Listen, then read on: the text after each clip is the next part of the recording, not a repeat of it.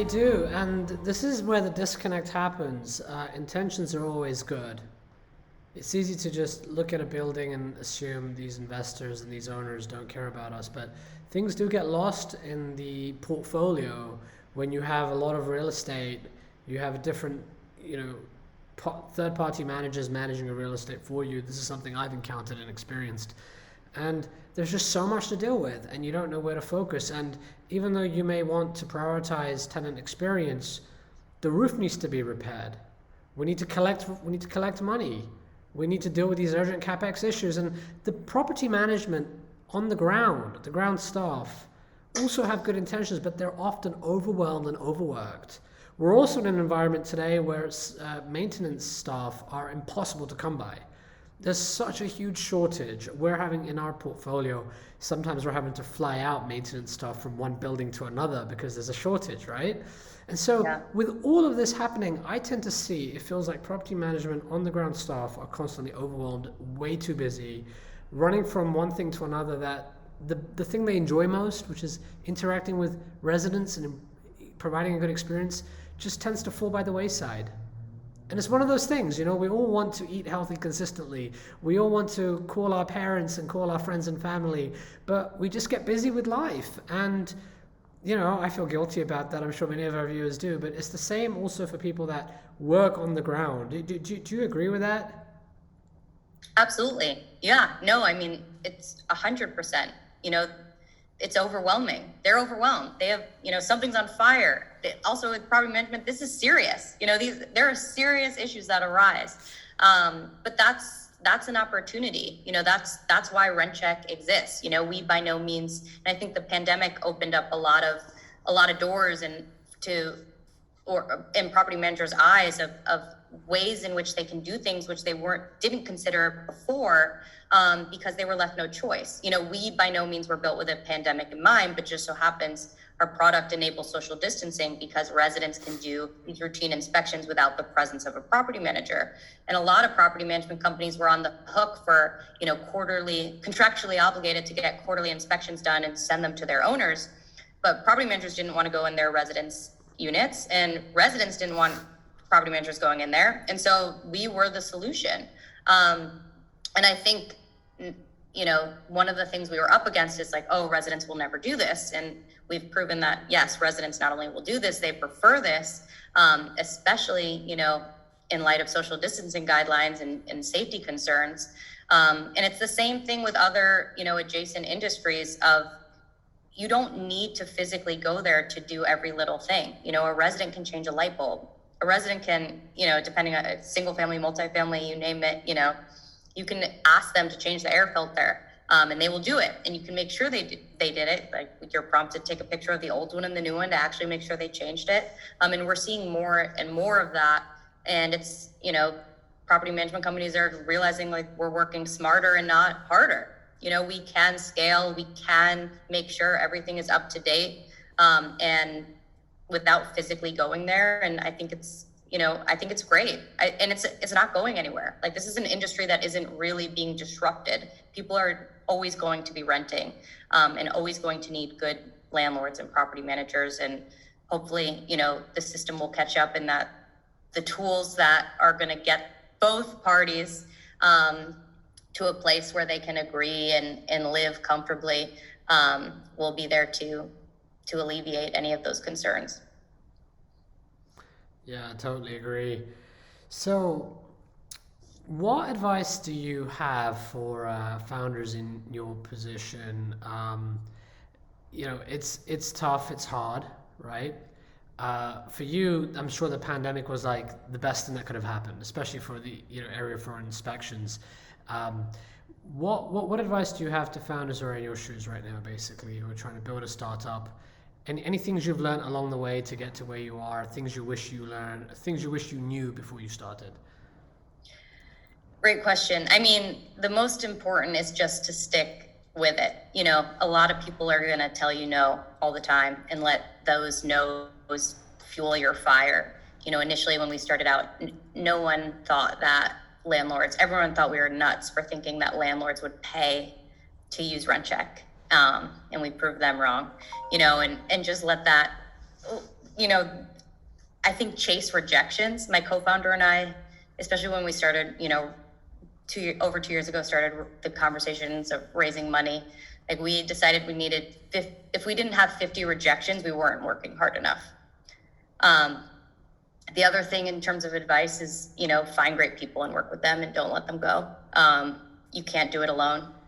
You know, there's no way, you know, my co-founder and I would have gotten where we are without a great team behind us. And so just, you've got to surround yourself with people that inspire you to be better. You know, building a startup is a grind, and you're going to spend a lot of time with these people. And if you can find those that have the skill set and the passion, you're going to be in good shape. It's very hard being an entrepreneur. You know, I've been in these shoes before, and chasing no's, especially when they fuel you, right? Fuel your fire. That's powerful advice. You're constantly told no as a founder. You need the thickest skin imaginable, especially for new people jumping in, even in the corporate world, coming into a startup, hearing no constantly. It can be disheartening, and that's when people generally tend to quit. But I tend to find when something seems intuitive to you and everyone else doesn't seem to get it, that means you're doing something disruptive. If everyone says your idea is great, it makes a lot of sense, you should be worried, you know. Maybe at this point there's probably other competitors doing this. When you're doing something disruptive, that's hard, and that does get to a lot of no's. How did you cope dealing with a lot of no's then? I mean, I know the advice, let it fuel your fire, sounds great, but in reality, human beings don't like being rejected, and eventually the no's can wear you down. So how do you stay motivated in what seems to be a very counterintuitive situation to be motivated?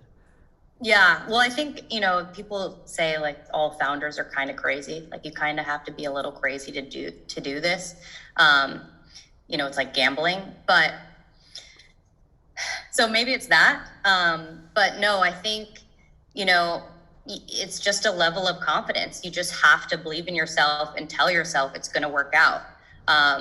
Because if it not working out in your mind just isn't an option. And that's how I've seen it. So you have to be in denial. It's somewhat ignorant and naive.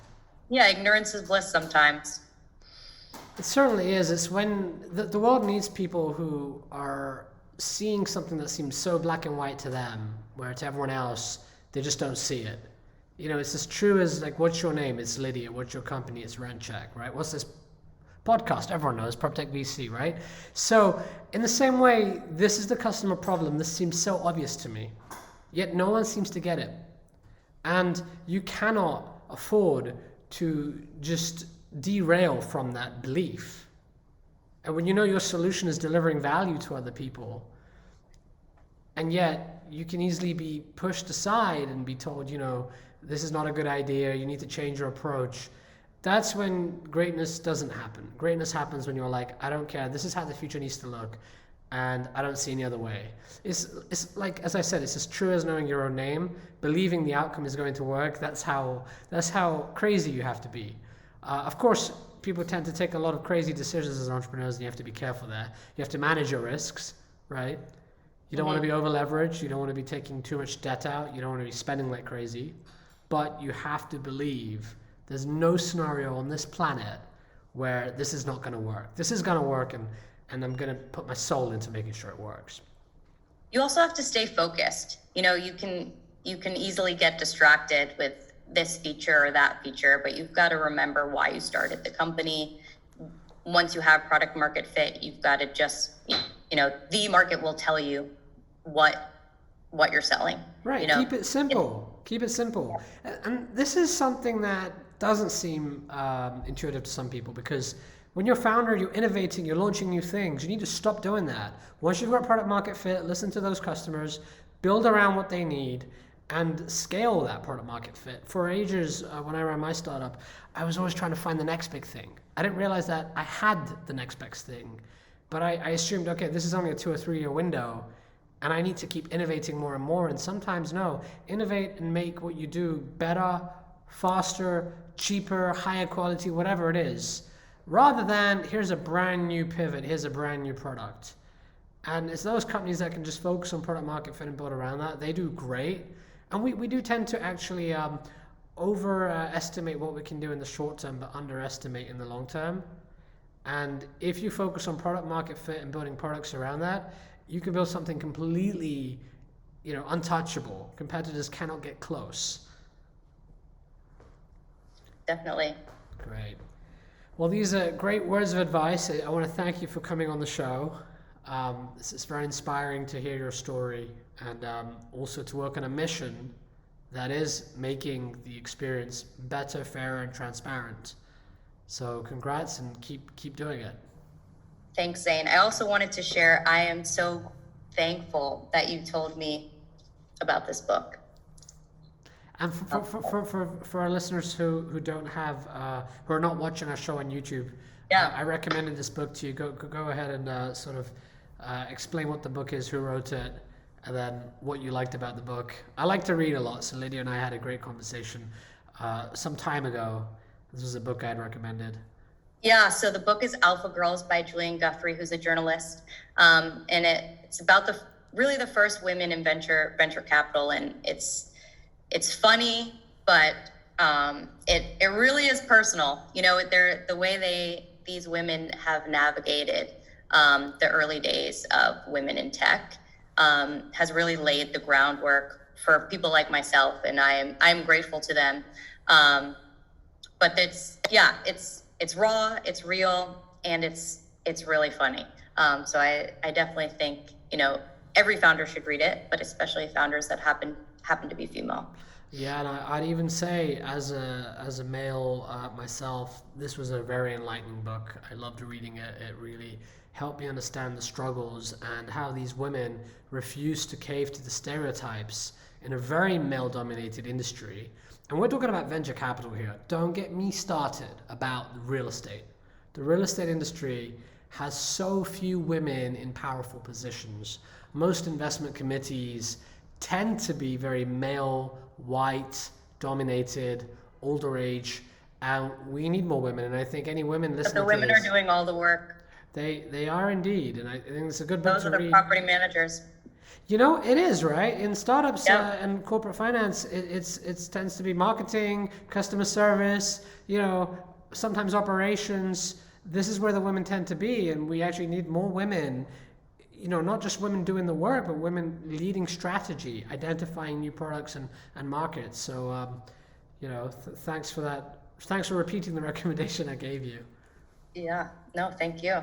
Thank you, Zain, again. I really appreciate you having me on your show. As we attempt to conclude again, how can our listeners contact you and reach you? Yes, so GetRentCheck.com is our website. I'm Lydia R. Winkler on Twitter, so feel free to reach me there. And Lydia@GetRentCheck.com is my email address. Happy to chat. And yeah, looking forward to hearing this when it comes out. All right. Thank you so much. Thank you.